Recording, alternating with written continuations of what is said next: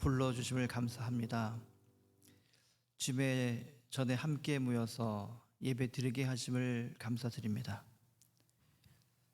이 시간 저희들 상한 심령으로 주님 앞에 나옵니다. 저희들을 받아주시고 어루만져 주시고 저희들의 이 예배를 주님 받아 주시옵소서. 예수님 이름으로 기도드립니다.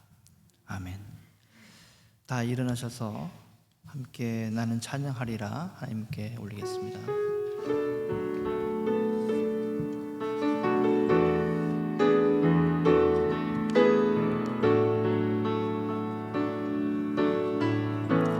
나는 찬양하리라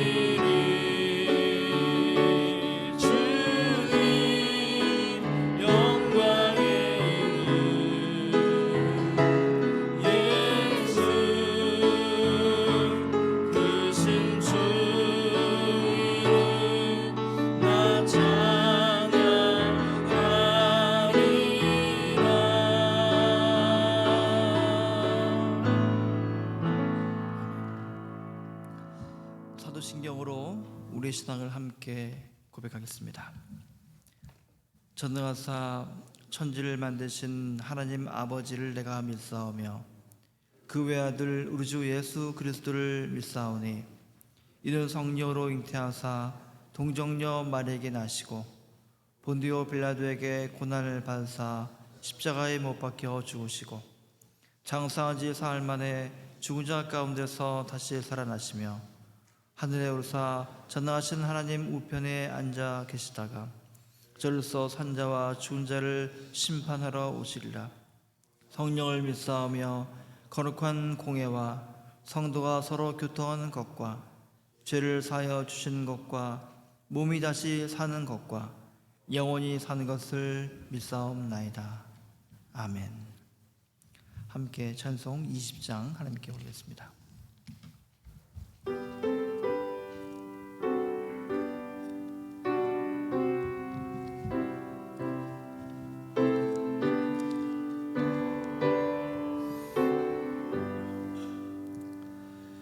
큰 영광 주에 계신 주 나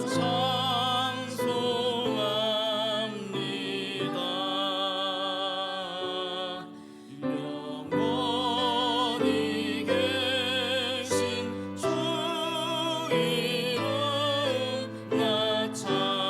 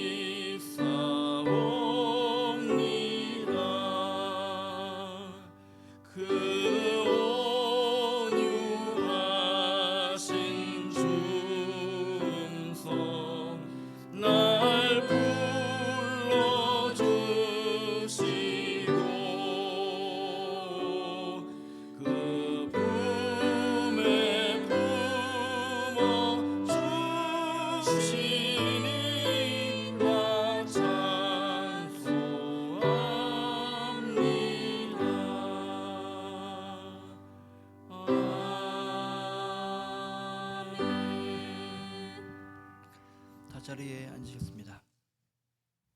함께 기도하겠습니다.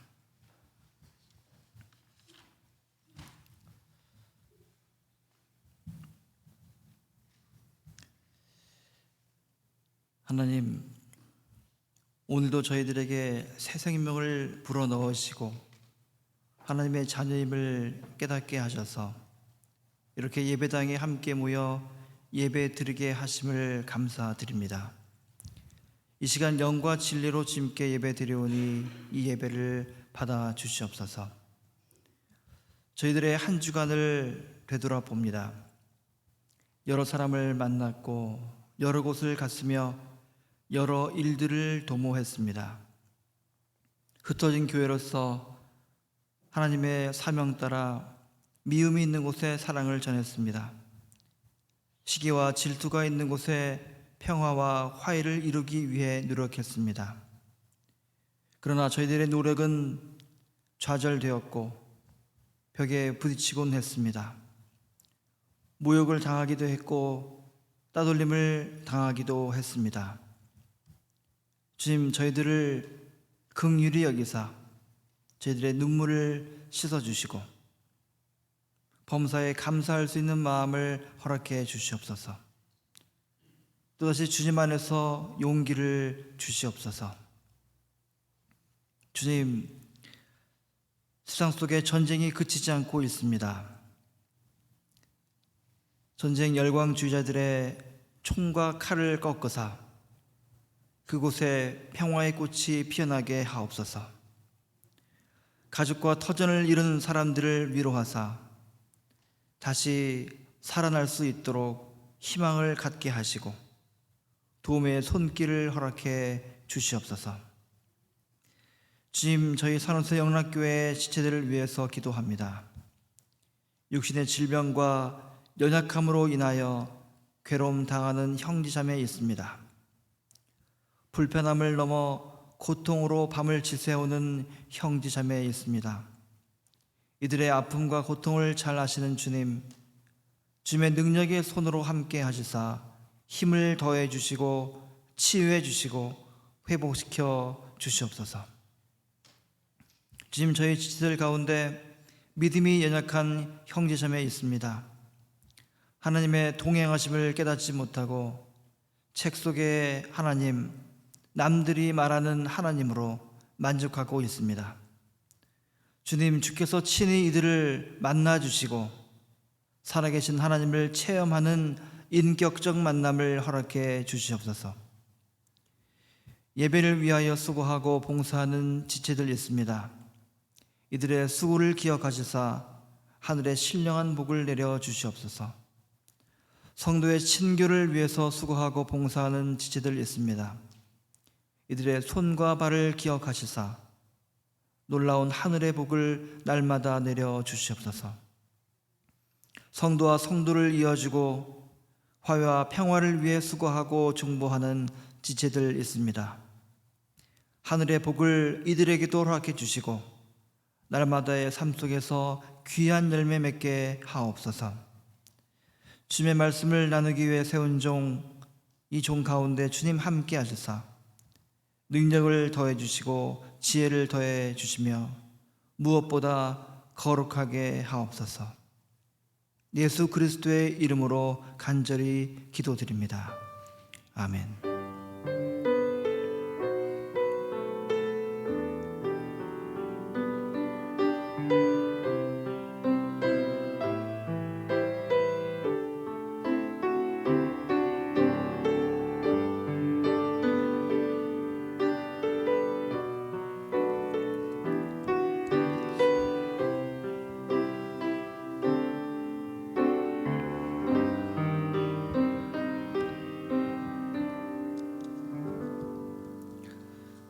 오늘 우리에게 주시는 하나님의 말씀은 마태복음 25장 1절에서 13절까지의 말씀입니다.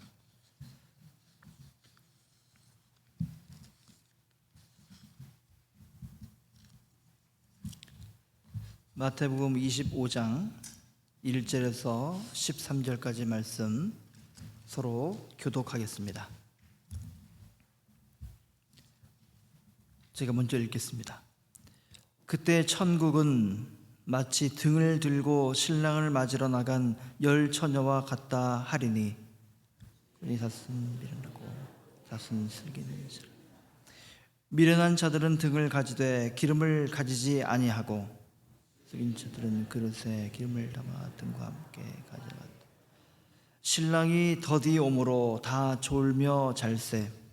밤중에 소리가 나되 보라 신랑이로다 맞으러 나오라 하매 이에 그 처녀들이 다 일어나 등을 준비할세. 미련한 자들이 슬기는 자들에게 이르되 우리 등불이 거져가니 너희 기름을 좀 나눠달라. 슬기는 자들이 대답하여 이르되 우리와 너희가 쓰기에 다 부족할까 하노라. 차라리 파는 자들에게 가서 너희 쓸 것을 사라 하니 그들이 살아가는 사이에 신랑이 오므로 준비했던 자들은 함께 혼인잔치에 들어가고 문은 닫힌지라. 구에 남은 처녀들이 와서 이르되 주여 주여 우리에게 열어 주소서. 대답하여 이르되 진실로 너에게 이르노니 내가 너희를 알지 못하노라 하였느라. 함께 읽겠습니다. 그런즉 깨어 있으라. 너희는 그날과 그때를 알지 못하느니라. 아멘. 주님의 말씀입니다. 주님의 은총과 평화가 이 시간 우리 가운데 함께하기를 간절히 축원합니다. 우리가 성경을 읽게 되면, 특히 복음서를 읽게 되면 예수님이 말씀하시는 비유를 많이 만나게 됩니다. 씨 뿌리는 비유, 탕자의 비유, 어린 양 비유, 많은 그런 수많은 비유들을 우리가 만나게 됩니다. 자, 그런 비유들은 언제나 예수님 당시에 일상생활과 밀접한 관련을 맺고 있기 때문에 비유를 듣고 있던 그 당시 사람들은 그 비유를 들을 때 매우 익숙했습니다. 부동산 이야기를 할지, 비트코인 이야기를 할지, 해외여행, 기후위기, 이런 이야기들이 오늘 현대인들에게는 익숙한 것처럼 말이죠. 예수님이 오늘날 우리 곁에 계셨다면 이런 이야기들을 하셨겠죠.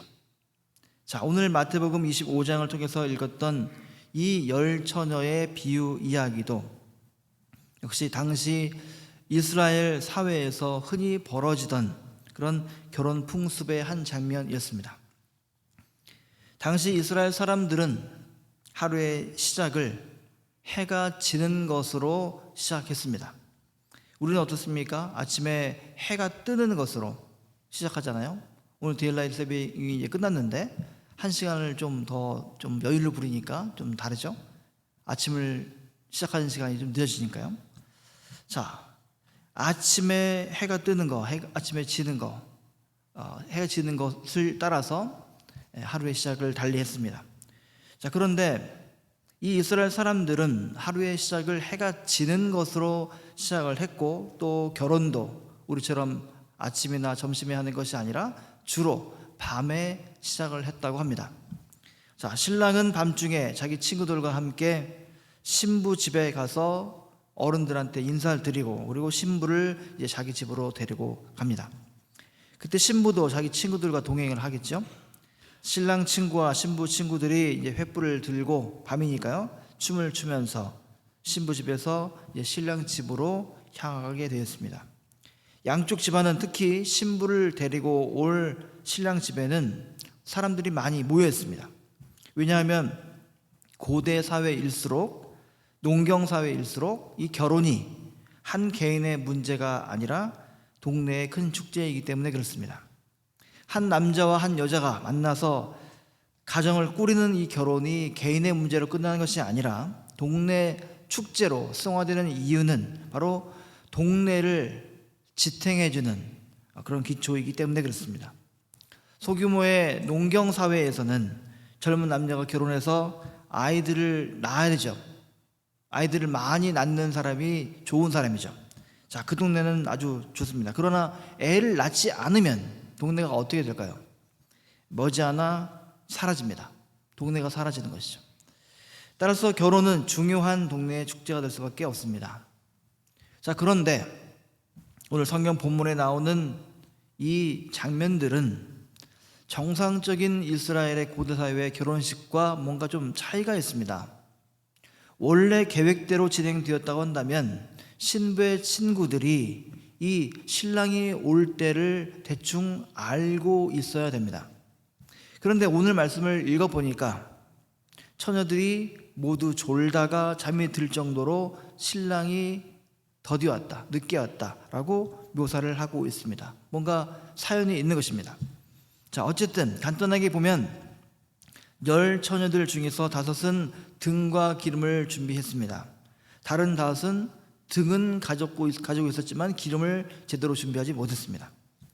마태복음은 이 기름을 준비하지 못한 이 처녀들을 미련하다라고 설명하고 있습니다. 자, 그렇다면 이 처녀들은 왜 기름을 준비하지 못했을까요? 신랑 집에 이미 기름이 많이 준비되었을까 생각할 수도 있겠죠. 아니면 신랑이 이렇게 늦게 올 줄 몰랐겠죠. 아니면 어떻게 되겠지, 이런 마음으로 아마 생각했을 것입니다. 자, 이렇게 5명은 기름을 준비하고 나머지 5명은 준비하지 못한 상황이 벌어지게 되었습니다. 그래서 슬기로운 사람과 미련한 사람들, 이 10 처녀들이 신랑이 더디 오니까 이제 졸기까지 했습니다. 너무 늦으니까요. 갑자기 밤중에 소리가 나는데 신랑이 온다고 맞으러 나오라고 합니다. 신랑을 기다리다가 지쳤던 사람들이 이제 잔치를 벌이기 위해서 부산하게 막 움직이죠. 자, 가장 중요한 준비는 밤이기 때문에 조명인 이 불을 밝히는 거, 그리고 악기를 연주하고 춤을 추는 이런 것들을 했을 것입니다. 밤에 결혼이 일어나니까요. 우리는 좀 다르겠죠? 우리는 불을 준비하는 게 그렇게 중요하지 않을 것입니다. 자, 미련한 처녀들이 슬기로운 처녀들에게 기름을 달라고, 이제 나누어 달라고 청합니다. 슬기로운 처녀들이 어떻게 반응합니까? 우리가 들을 때는 친절하게 좀 줄 것 같은데 성경을 보니까 우리와 너희가 쓰기에 다 부족할까 하노니 차라리 파는 자들에게 가서 너희 쓸 것을 사라. 참 좀 냉정한 모습으로 비춰지겠습니다. 하지만 잔치를 위해서는 매우 현실적인 그런 판단을 하고 있습니다. 자, 만약 미련한 처녀의 요구대로 기름을 반씩 나누어 썼다고 한다면 결혼잔치 중간에 불이 꺼져버리게 되는 것이죠. 자, 우리가 아는 것처럼 이 미련한 처녀들은 이제 기름 파는 곳으로 갔죠. 그런데 그 사이에 하필 신랑이 옵니다. 기다리고 있던 5 처녀들은 이제 불을 밝히고 잔치를 시작했지만 기름을 사러 나갔던 다른 5 처녀들은 돌아왔을 때 이미 문이 잠겨 버렸습니다. 문이 왜 잠겼는가 성경은 말하고 있지 않습니다. 모릅니다. 원래 그랬는지 아니면 이 비유를 교훈적으로 전달하기 위해서 했는지 모르겠지만 어쨌든 문이 닫혀버렸습니다. 이런 상황이 벌어지니까 미련한 처녀들은 문을 열어달라고 간청을 합니다. 그들은 한 번은 친구들에게 기름을 열어달라, 다른 한 번은 신랑에게 문을 열어달라고 이렇게 간청하게 된 셈입니다. 그러자 신랑이 말하죠. 진실로 너희에게 이르노니 내가 너희를 알지 못하노라. 좀 이해가 잘 안 됩니다. 아무리 늦게 왔다 손치더라도 어떻게 모른다고 할까? 참 냉정한 모습입니다. 성경은 이 신랑이 미련한 처녀들을 외면했다고 설명하면서 비유의 결론을 이렇게 내리고 있습니다. 13절입니다. 그런즉 깨어 있으라. 너희는 그날과 그때를 알지 못하느니라. 자, 초기 기독교인들은 이 비유를 읽으면서 이것이 무엇을 의미하고 있는지 잘 알고 있습니다. 신랑이 누굽니까? 예수님이시죠.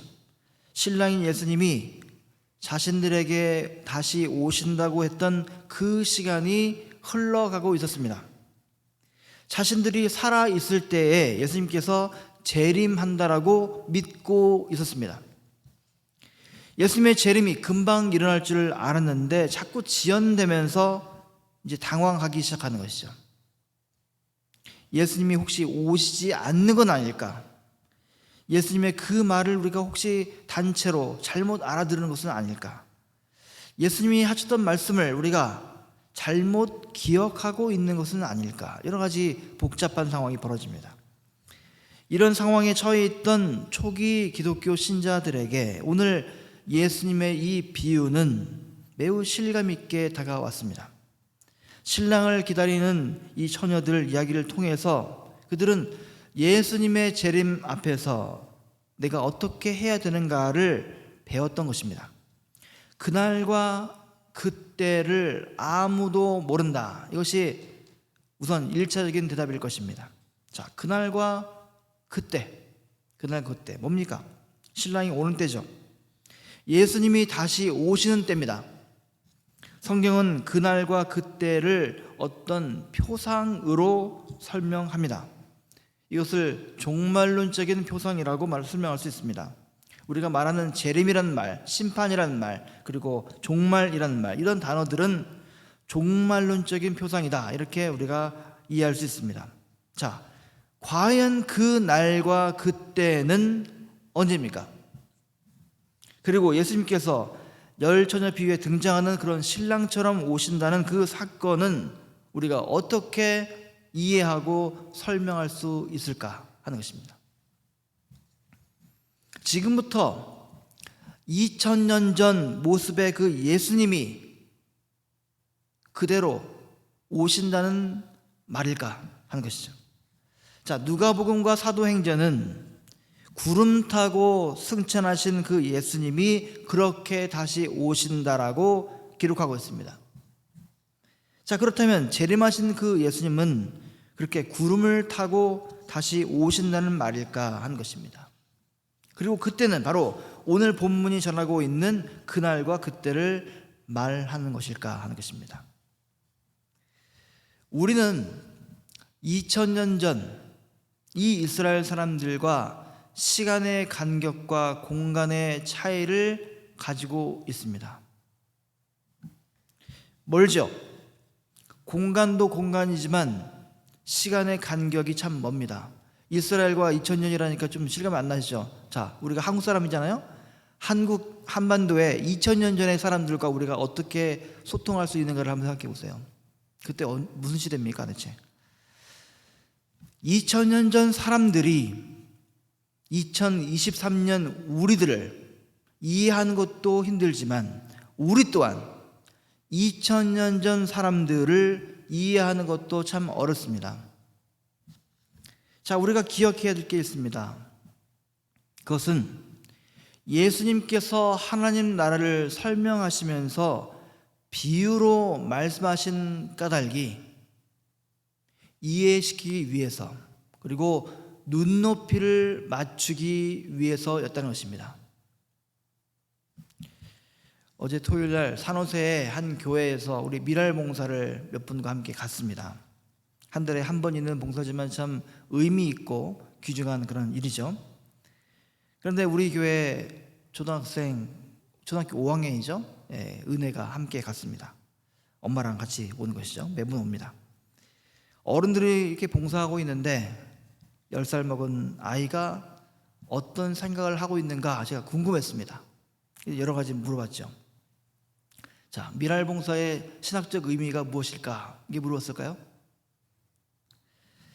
장애인 아이들의 부모가 가지는 그 정서가 무엇인지, 어떻게 돌볼 것인가를 애한테 물어봤을까요, 제가? 아니죠. 미랄 봉사의 신학적 의미를 10살 먹은 애한테 물어보지 않죠. 10살 아이의 눈높이에서 관심 있을 법한, 애가 대답할 수 있을 법한 이야기를 물어보는 것이죠. 그게 정상이죠. 그래서 은혜가 책 읽기를 평소에 좋아하는 것을 봤는데 어떤 장르를 좋아하느냐 물어봤습니다. 그러니까 해리포터나 나니아 연대기 좋아한다, 그런 판타지 소설을 좋아한다라고 제가 정보를 입수한 것이죠. 자, 아이와 눈높이를 같이 해야, 그래야 몇 마디 말을 제가 주고받을 수 있는 것입니다. 그렇죠? 상대방이 이해할 수 있는 얘기를 해야죠. 바로 그것입니다. 성경의 표현과 언어는, 즉 구름 타고 승천했다거나 그렇게 다시 오신다라고 하는 표현은 당시 2000년 전 이스라엘 사람들의 세계관에서는 타당한 얘기입니다. 이해할 수 있는 얘기죠. 왜요? 하늘과 구름은 그 당시 우리 인간이 알 수 없는 세계입니다. 알 수 없어요. 우리 인간이 접근할 수 없는 그 비밀의 세계가 바로 예수님께서 승천하신 곳입니다. 또한 그 예수님이 다시 우리에게 오신다라고 하는 그 표현은 이제 우리가 알지 못하는 신비 있잖아요. 하나님께서 천지를 만드신 그 창조의 신비, 그 비밀, 하나님께서 우리에게 불어넣으신 그 생명의 비밀과 신비, 이것이 우리에게 완전히 열려지게 된다. 이것이 바로 예수님께서 다시 오신다라는 표현입니다. 창조와 생명의 신비가 완전히 열려지는 그 순간이 오늘 성경 본문이 말하고 있는 그날과 그때를 말하는 것입니다.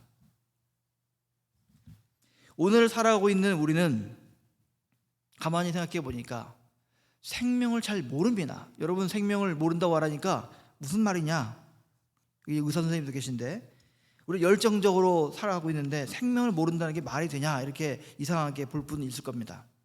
그런데 이상한 말이 아닙니다. 우리는 매일 먹고 자고 돈 벌고 나름대로 자기를 성취하면서 살아가죠. 그런데 그거 자체가 무엇을 의미하고 있는지를 잘 모릅니다. 왜 모를까요? 우리의 인생과 우리의 역사가 고정된 것이 아니라 계속 변하고 미래를 향해서 가고 있기 때문에 그런 것입니다. 생명이라는 것은 현재에만 머무는 것이 아니라 미래를 향해서 가고 있는 것입니다. 예를 한번 들어볼까요? 자, 거의 한 달 좀 넘었는데 새로 식구들이 왔죠. 세상에 태어난 지 이제 넉 달쯤 된 우리 이한이가 있습니다. 저 뒤에 부모님 계신데 이한이가 있어요.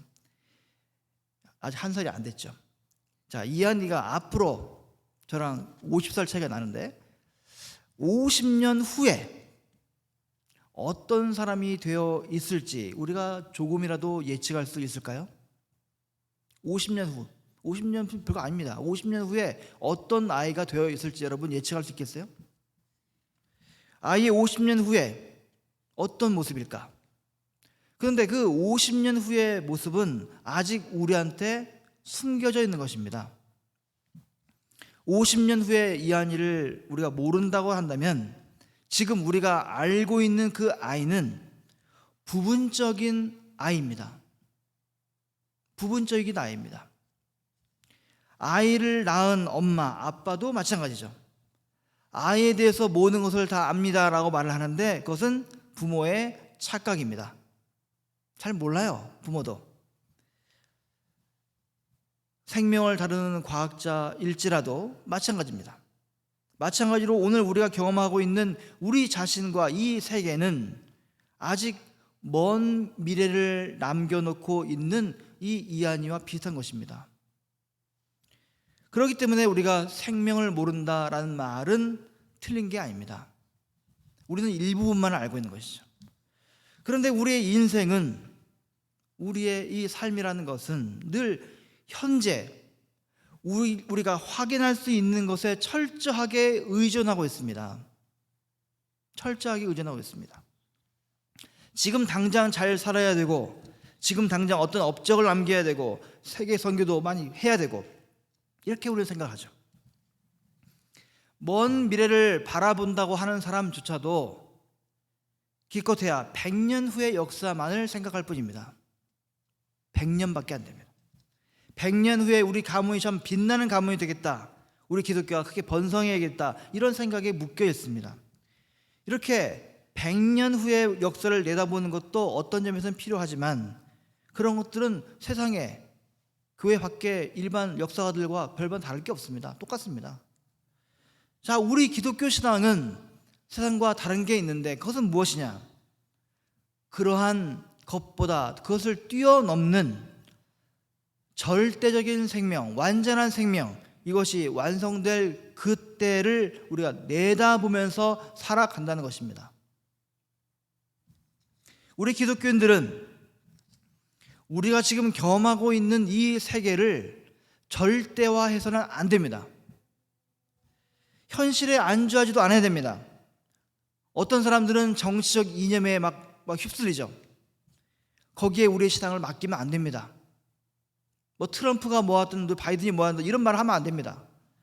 신랑이 올 그날과 그때를 언급하고 있는 오늘 본문에서 우리가 배울 수 있듯이 생명의 근원 되시는 그 하나님이 우리의 역사 너머에서 개입하시는 그 날과 그때를 우리는 기다리는 것입니다. 그때는 눈물도 고통도 없습니다. 더 이상 목마르지도 슬프지도 않은 생명이 완성이 되는 종말론적인 삶입니다. 어떤 사람들은 오늘 본문 말씀에 있는 것처럼 그날과 그때를 현실적이지 않다, 이거 그냥 말장난이다, 이렇게 말할 수 있습니다. 존재하지도 않는 그런 유토피아처럼 말이죠. 그런 유토피아를 기다리는 것보다는 차라리 지금 오늘 즐겁고 행복하게 사는 것이 최선이다, 이렇게 말하는 사람도 있습니다. 그렇게 살 수 있죠. 자기 마음이니까요. 그러나 완전한 생명과 완전한 구원이 예수님이 다시 오실 때 이루어진다라고 믿는 사람들은 거기에 자기의 삶을 걸게 되는 것입니다.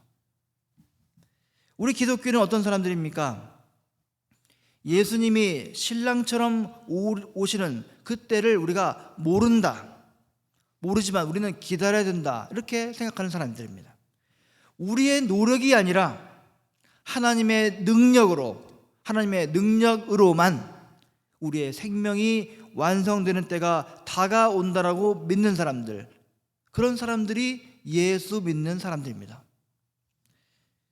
이런 날과 시간을 인식하고 있는 사람들은 당연히 영적으로 긴장할 수밖에 없는 것입니다. 이런 영적인 긴장이 오늘 본문에서 말하고 있는 그런즉 깨어 있으라 너희는 그날과 그때를 알지 못하느니라, 그 말씀에 의미 있는 것입니다.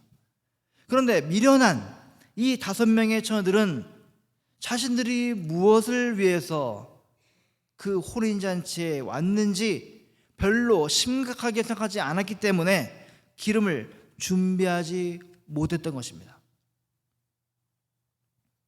즉 그녀들은 영적으로 긴장하지 않았다는 것입니다. 신부의 친구들이 신랑 집에 모인 까닭은 맛있는 음식을 먹기 위해서 만난 게 아닙니다. 잡담하러 만난 게 아닙니다. 신부들이 신랑 집에 모인 까닭은 신랑이 왔을 때 불을 밝히고 노래를 부르고 춤을 추고 잔치를 즐기기 위해서인 것입니다. 아무리 늦다 해도 신랑이 분명히 온다는 사실을 그녀들이 분명하게 알고 있었다라고 한다면 기름을 반드시 준비하고 있어야만 됐던 것입니다. 그렇지만 안타깝게도 그녀들은 이 미련한 여자들이었습니다. 미련하다, 이 말은 게으르다 이런 말이 아닙니다. 부지런하다 이거 받는 말이 아닙니다. 지성적으로 좀 떨어지고 이런 말을 하는 게 아닙니다. 이 미련하다라고 하는 말은 자신들이 신랑을 기다려야 될 사람이라는 자신의 정체성을 잘 몰랐다는 말입니다. 내가 뭐 하는 사람인지를 모르는 것이죠. 굳이 거기 왜 옵니까? 이 비유 이야기를 들었던 초기 기독교인들은 자신들도 이런 미련한 처녀처럼 살아가고 있는 것은 아닌가, 이렇게 걱정을 많이 했을 것입니다. 나도 그런 건 아닐까. 실제로도 그들은 예수님의 재림이 자꾸 지연되는 사태 앞에서 종말론적인 인식을 잃어버리고 그냥 현실 안주에 힘을 쏟았을 것입니다. 우리도 마찬가지죠. 일상에서 늘 영적인 긴장감을 팽팽하게 유지한다는 것 쉽지 않습니다. 어려운 것이죠. 그래서 많은 기독교인들은 이번 주에는 막 뜨겁다가도 다음 주에는 팍 식어버립니다. 몸이 건조한 신앙생활을 그냥 어정쩡하게 살아가는 것이죠. 오늘도 이렇게 태양이 떴듯이 내일도 태양이 뜰 것이다 라는 그런 마음을 가지고 살아가는 것이죠. 그러나 엄격하게 말씀드리면 태양이 내일 뜨지 않을 수도 있는 것입니다. 내일 태양 안 뜰 수도 있어요. 가능성이 아주 낮지만 분명한 사실입니다. 영적인 긴장감 없이 살아가는 사람들과 달리 또 하나의 극단이 있죠. 완전히 끝으로 가는 것이죠. 그들은 그날과 그때를 열광적으로 이해함으로써 이제 인생을 포기해버리고 직업을 다 그만둬버리고 역사를 포기하는 것이죠. 다미선교회처럼 말이죠. 제 대학 다닐 때 다미선교회에 있었어요. 자, 그러나 그런즉 깨어있으라 너희는 그날과 그때를 알지 못하느니라, 이렇게 하시는 말씀은 이 양쪽의 극단을 반대하는 것입니다. 둘 다 아니죠. 영적으로 깨어있는 사람은 하던 일을 중단하고 현실과 인생을 포기하는 그런 열광주의자도 아니고, 반대로 종말은 절대 오지 않는다, 이렇게 아무런 관심이 없는 것처럼 오늘만 열심히 살자, 이런 현실주의자도 아니라는 것입니다. 오늘 말씀이 제시하는 항상 깨어있는 사람, 그런즉 깨어있는 사람은 우리의 일상 속에서 종말을 발견하고 깨닫는 사람을 말하고 있습니다. 꽃 한 송이 속에서, 어린아이의 미소 속에서 종말에 완성될 생명이 숨겨져 있음을 깨닫는 사람입니다. 그러나 동시에 아직 그 종말의 생명이 성취되지 않았다는 사실 또한 볼 줄 아는 사람입니다. 아직 완전한 생명이 우리가 사는 동안에 이루어지지 않았죠. 그렇기 때문에 우리에게는 고난이 있고 허무가 있고 헤어짐의 슬픔이 있는 것입니다. 그래도 깨어있는 사람은 내 앞에 놓여있는 그 고난과 허무 안에서 이미 완전한 생명이 예수 그리스도에 의해서 시작되었고 결국은 하나님께서 완성하실 것을 소망합니다. 주님 안에서 참 소망을 간직하고 있기 때문에 고난과 허무가 내 앞에 놓여있다 할지라도 주저하지 않고 절망하지 않는다는 것입니다. 우리의 삶이 완성될 그날과 그때를 참고 기다리는 것입니다. 이것이 하나님이 주시는 지혜입니다. 이것이 주님 안에서 살아가는 우리들의 지혜인 것입니다. 여러분, 날마다 깨어 있으시기 바랍니다. 그래서 그날과 그때를 믿음과 소망 중에 기다릴 줄 아는 저와 여러분 모두가 되기를 주님 이름 의지하여 간절히 축원합니다. 아멘. 기도하겠습니다.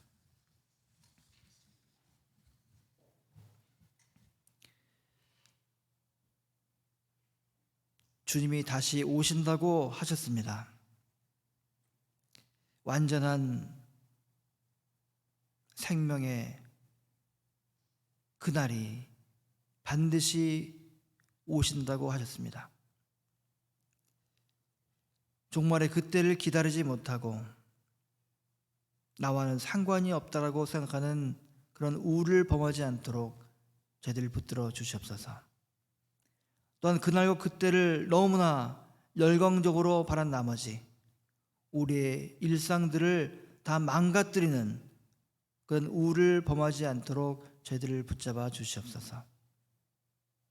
믿음과 소망 가운데 늘 깨어 있어서 주님을 바라고 주님과 동행함을 기뻐하는 우리 모두가 되게 해 주시옵소서.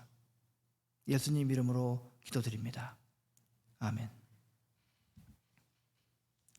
함께 178장 찬송 하시면서 봉헌하시겠습니다.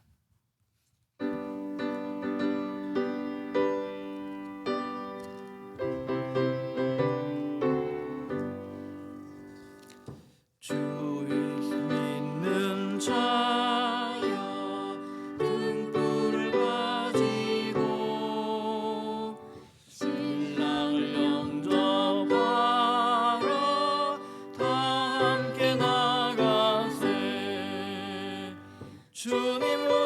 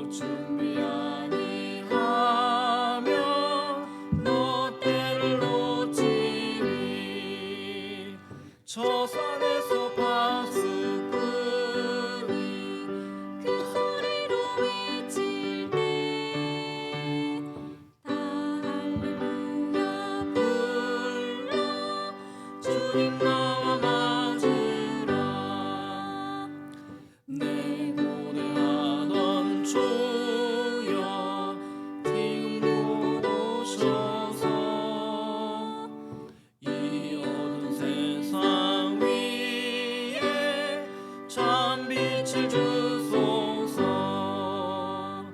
나의 손을 높이 들어 우리 주께 비오니 이 세상 구세주여 지금 강림하소서. 아멘.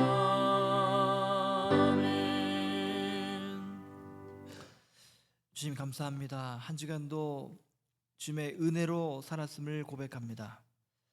주님의 자녀로서 살아가면서 때로는 좌절하고 힘든 순간도 있었지만 주께서 임마누엘로 동행하심을 알기에 다시금 힘을 낼 수 있었습니다. 주님 시간 처음 것을 들고 나옵니다. 감사의 예물을 들고 나옵니다. 주님 저희들의 이 헌물을 받아주시고 하늘의 신령한 복을 저희들에게 허락해 주시옵소서. 빈손으로 상한 심령으로 나온 우리 형제매 있습니다.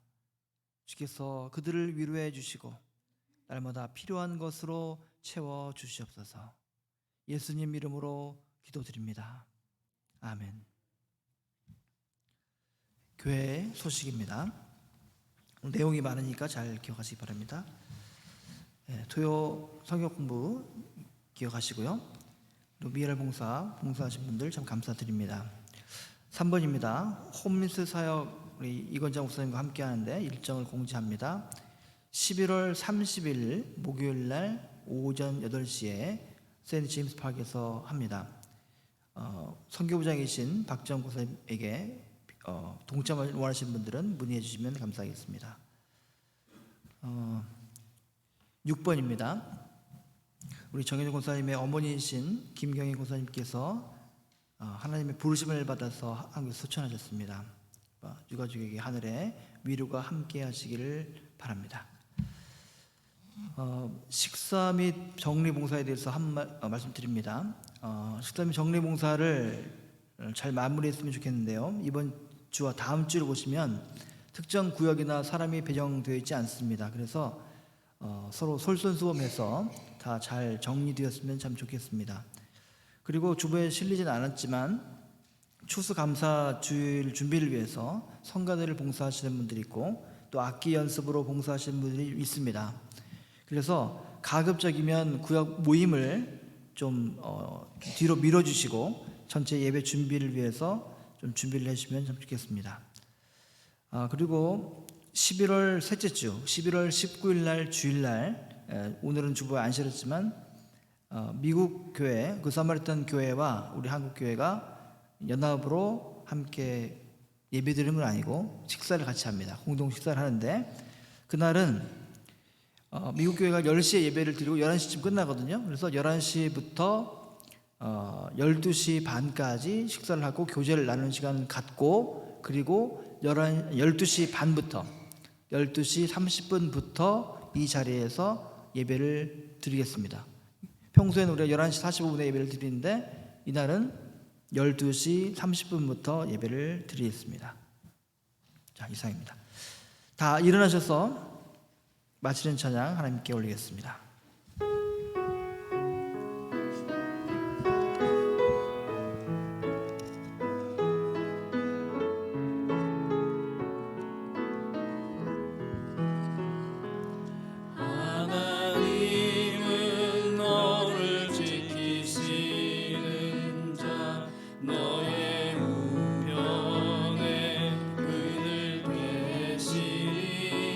낮의 해와